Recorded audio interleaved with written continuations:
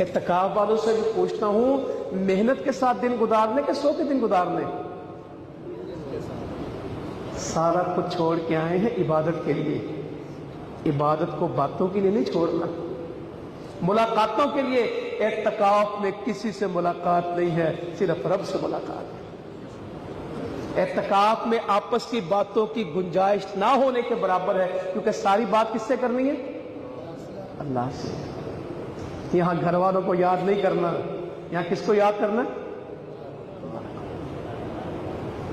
کوئی ضروری ملاقات ہو. اللہ کے نبی کو ملنے آئی تھی صلی اللہ علیہ وسلم، سیدہ صفیہ چھوڑنے بھی گئے تھے اور رستے میں ان کو کہا بھی تھا یہ میری بیوی ہے، اعتکاف سے چھوڑنے جا رہے تھے. تو کہا اللہ کے نبی آپ پہ شک کریں گے؟ کہا شیطان خون سے زیادہ رگوں میں دوڑتا ہے، یہ میری بیوی ہے.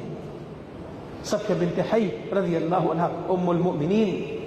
اللہ کے نبی بھی اعتکاف پہ بیٹھتے اور امہات المؤمنین کے خیمے بھی. نبی کریم صلی اللہ علیہ وسلم جو اعتکاف کیا وہ کتنا تھا؟ 2 اعتکاف تو ہو ہی نہیں سکے ہوں گے. ہم کہتے ہیں نا ہمیشہ اعتکاف کیا، ایسے ہی حدیثوں میں